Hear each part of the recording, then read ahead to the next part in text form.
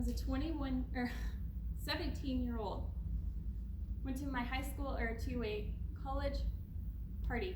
It was a frat party, actually, in Lincoln, Nebraska. I was with my boyfriend at the time. This gentleman came up, and I will never forget his face. Looked like a turtle. That's what I remember about him. He asked my boyfriend if he could buy me 7 kilos of cocaine. Jeez. And I just literally was like, what? In front of me. He asked in front of me.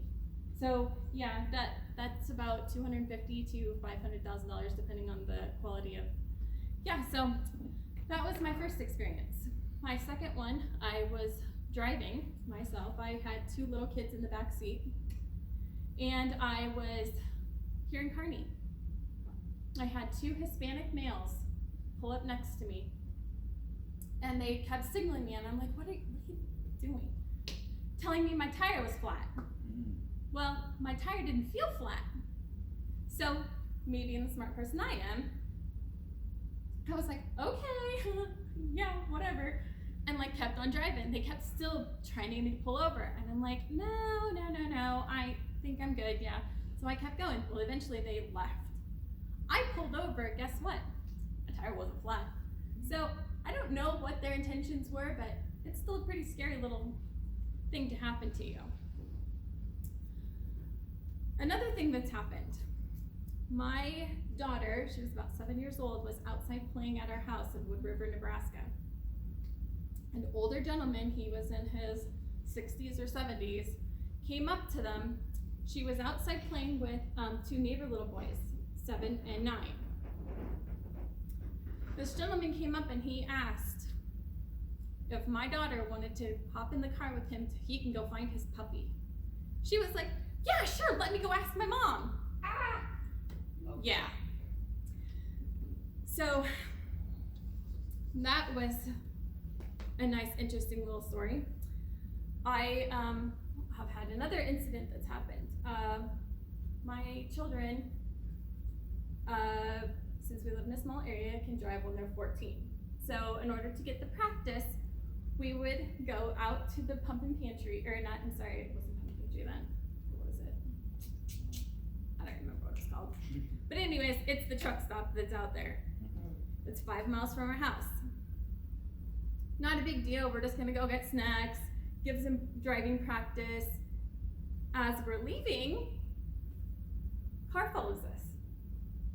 Okay, that's kind of weird, you know. Okay, let's turn down this road. Ah, car follows you again. 3 turns later, the car's still following you. What do you do? That's pretty scary. It's just crazy.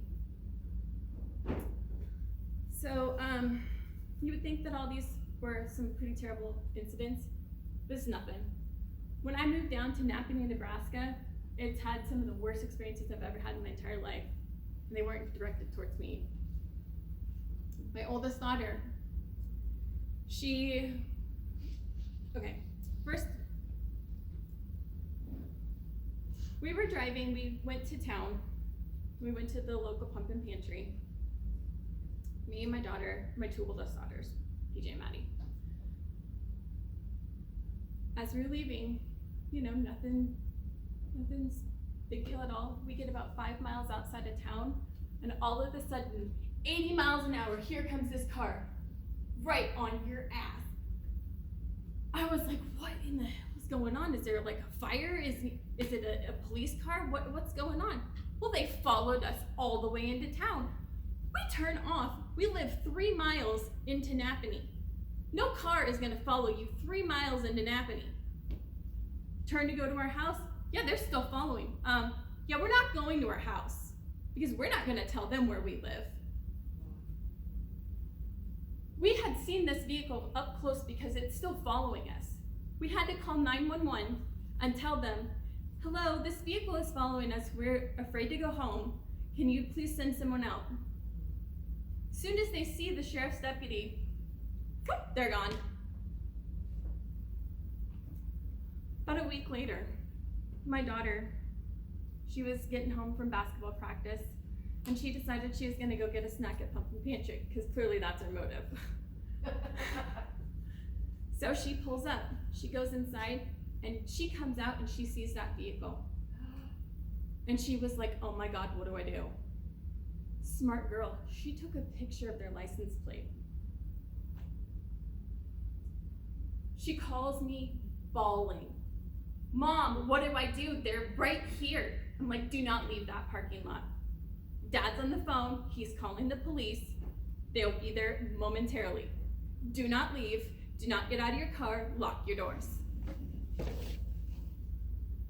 Cops came, car jets out.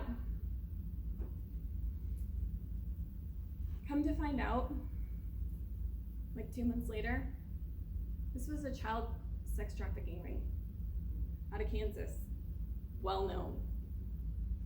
Those policemen finally got their first lead from my daughter's picture. They were actually able to arrest them because of this. They were able to find several other girls because of that picture, because of one momentary point in time where somebody did something to help somebody else out. That's not the worst incident that ever happened. The worst one happened when there is a sex offender that's living in Napanee. This guy came up to my daughter when she was working at Dollar General. She's checking him out, and he proceeds to tell her he knows who she is, he knows where she lives, he knows how old she is, he knows what grade she's in school, he knows what sports she plays, he knows where she lives. He told her where he lived, told her his name, told her she knew all the siblings. He had been following her for months. She had no idea. None. Because she got complacent. She wasn't paying attention.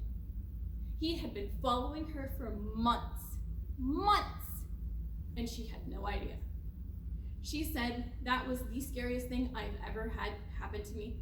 She goes, I didn't know what to do. What do you do? I was so scared.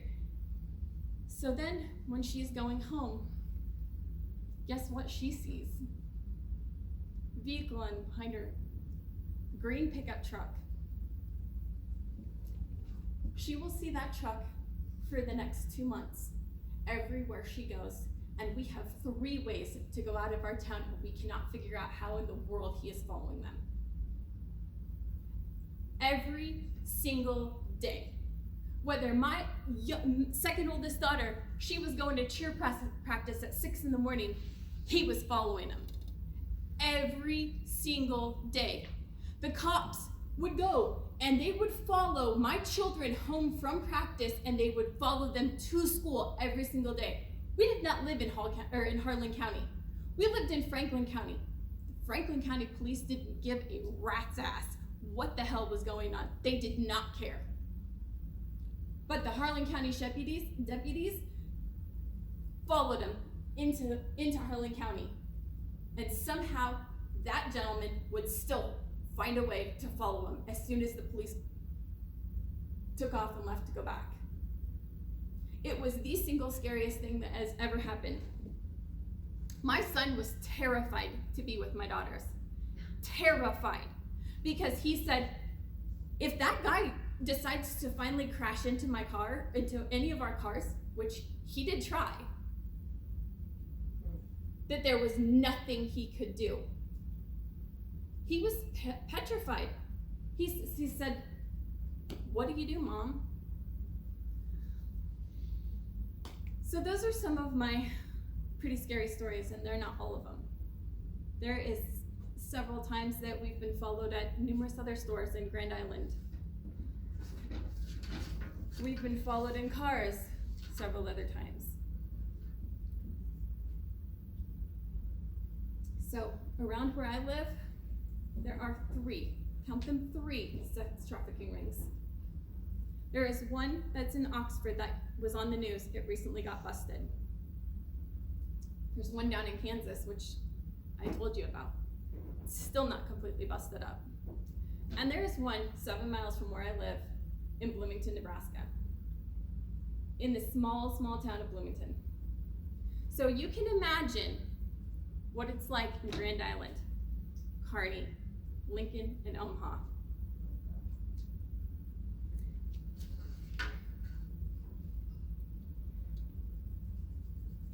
Now, according to the Bureau of Justice, the interstate system is the main way that these sex traffickers carry their human cargo everywhere.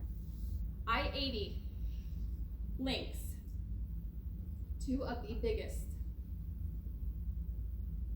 sex trafficking areas, and that would be New York City and California.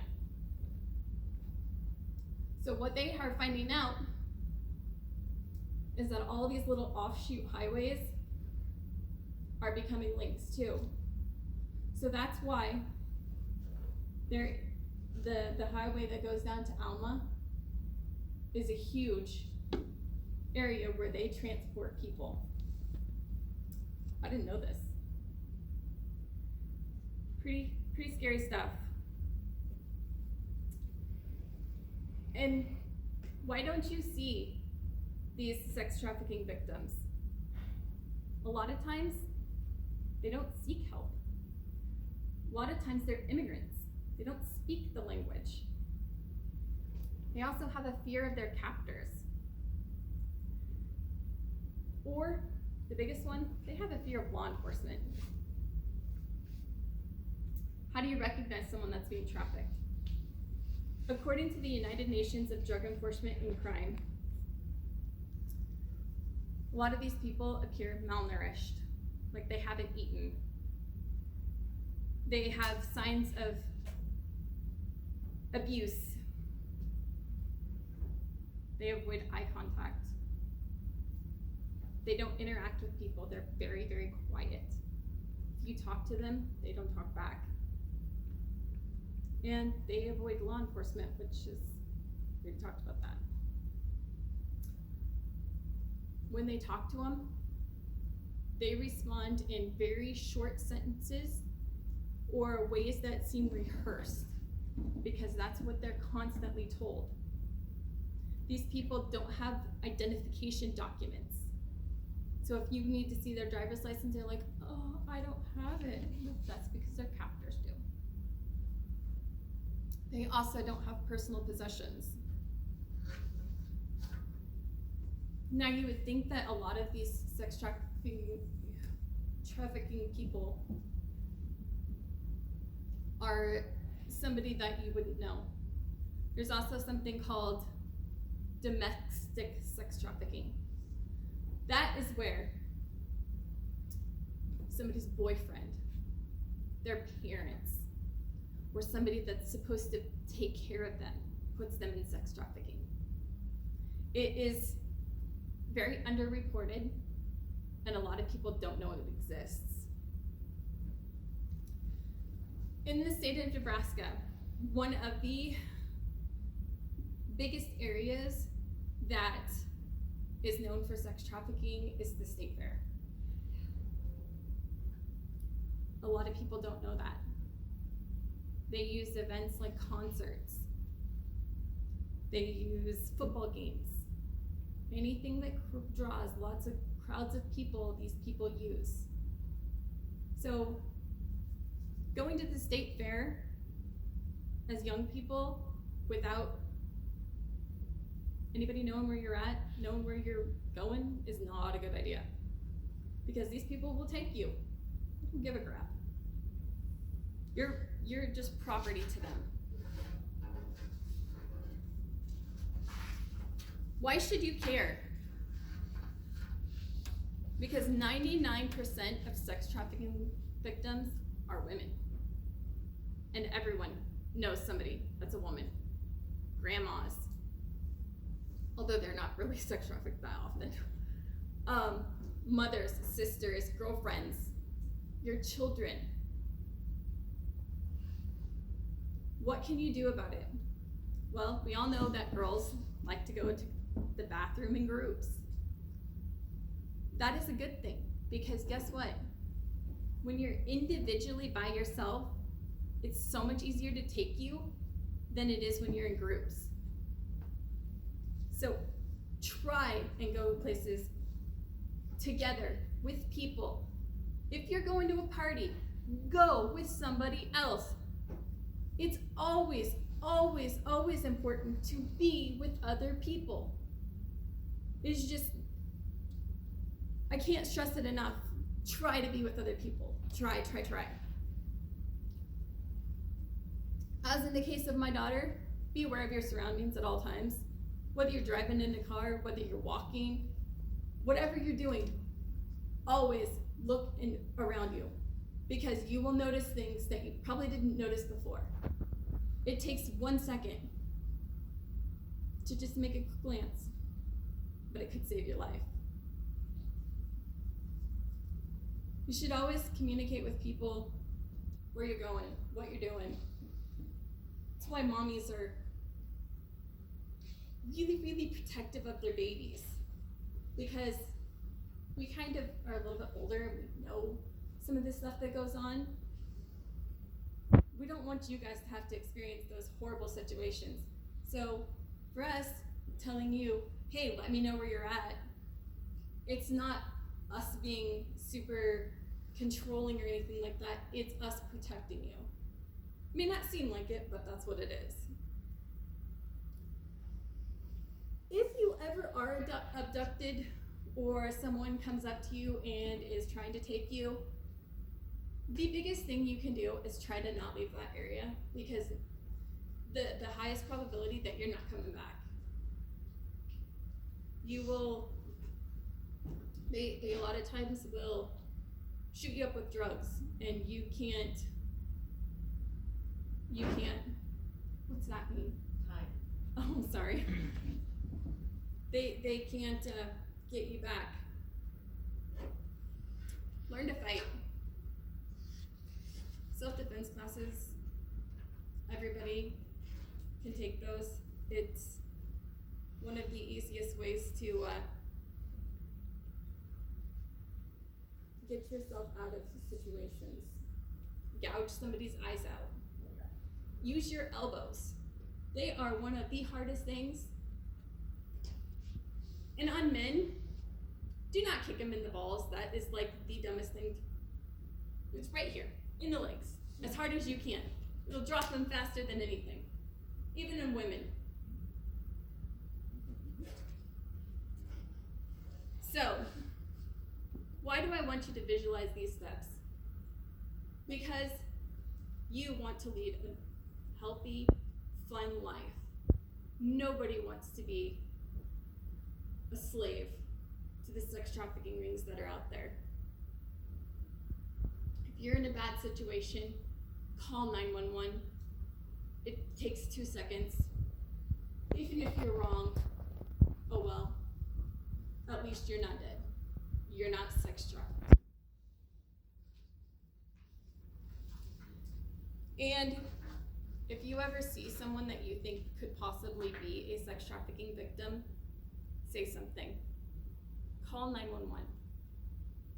It literally could save their lives.